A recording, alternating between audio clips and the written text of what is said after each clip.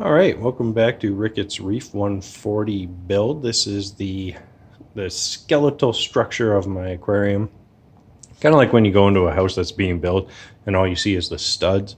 This is kind of the studs of the aquarium stand. Sorry, my throat hurts, so I might clear it a bit.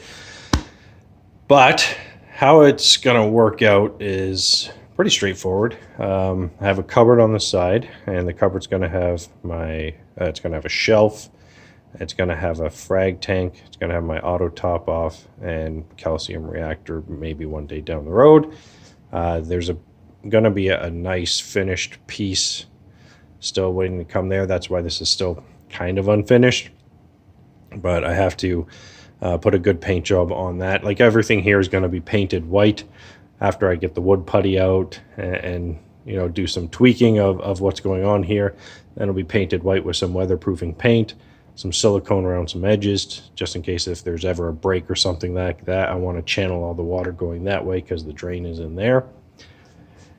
Then of course the sump, there'll be some room for stuff there. The electrics are going to go over there.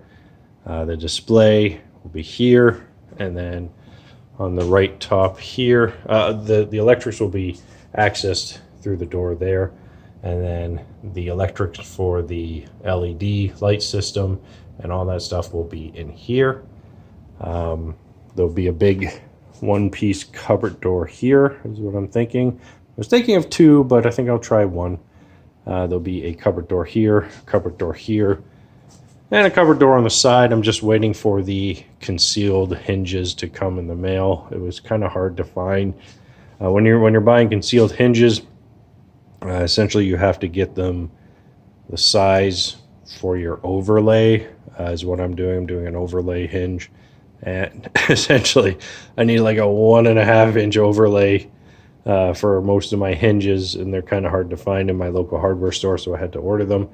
And then I had to get some flap hinges, so there's going to be a flap here, and there's going to be a flap on the side, and those will open up to access that, and then open here to access into the tank for feeding and stuff like that. Of course, this is where the display is going to be. That's my overflow. So the overflow plumbing from the frag tank and from the display will be coming down here between these two, the frag tank stand and the display stand, and it will go down there into the sump, which will then pump it up through here. If you can it's hard to tell, but it will come up here behind this stand between the kind of waterproofing ply. Like I don't want my back wall to be exposed to any kind of water splashing or too much moisture or anything like that. So that's one reason why I kind of skim the back as well. So it'll go up there, back in the tank, back down. You know how it is. And then what I got here is I've got the kind of light rail, the light hanger mover system. So I've got an actuator down here. If you see, there is a 300-pound 12-inch actuator. So that thing can lift 300 pounds. So it can definitely handle what I'm putting on it.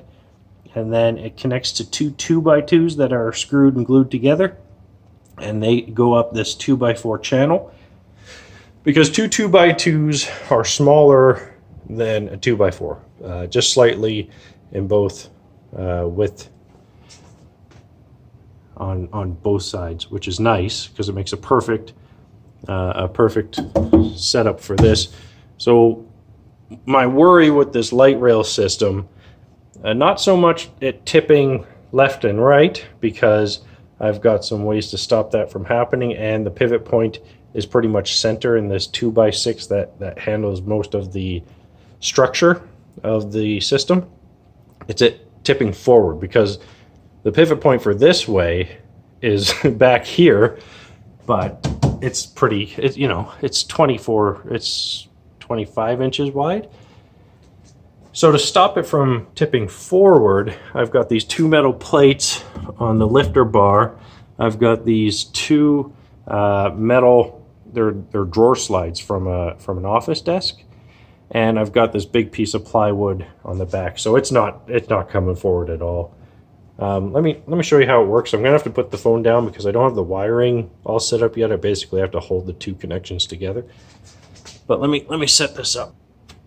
Okay, so the negative and the positive. It's kind of loud.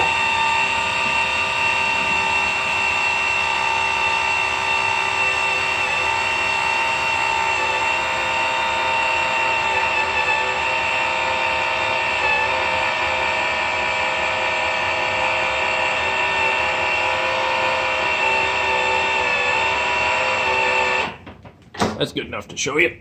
Now, I do have 12 inches on the actuator, but the drawer slides are only 10. So technically, I can only lift this sucker up 10 inches, which is fine. I can get about 1.5 inches, 2 inches from the ceiling, which is more than enough. So what that does is that, the flap will be for everyday stuff, feeding, cleaning the glass, all that kind of everyday maintenance stuff, no big deal. But if I ever want to get in and get like a big rock out, or maybe try and catch a really hard to get fish or something like that, just the amount of real estate that the flap will give me is not a lot to really get in there and do stuff. So every once in a while, if I need to, I can pull off this, I can lift it up, I can lift up the light rail. I'm gonna need my right hand for this. This is a little tricky with just one hand. And I can pull off the front flap support, and then I've got full access. I can just get in there and do my stuff, which was an issue with my last tank. The other thing, which I don't think I showed before, was when I'm doing water changes and big maintenance stuff, the panels here on the ceiling, which I made or installed, come off. So in here will be a hose from my room in there, which will have a bunch of stuff, but I also have my mixing station. So the hose will come out, and if I want to fill up the reservoir for the RODI, press the button on my phone to start the pump, and it will fill it up as long as I set my valves in my mixing station proper.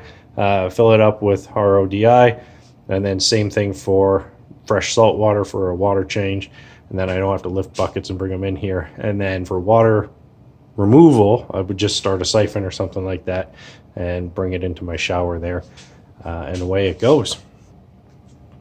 So yeah, that's the stand, that's the light rail system, and this thing, it's not going anywhere. That's like I'm reefing on it. My kids could hang off it. I couldn't, but my kids could hang off it, so it can definitely hold the weight of the light. So yeah, just got to finish the shelf, the skin. I'm going to paint everything, get the wood putty out and make it all, just kind of fine tune it all, make sure all the screws are proper, maybe do a few other tweaks, but that's about it. That is the skeletal structure system of my tank stand with a canopy lifter. All right, later.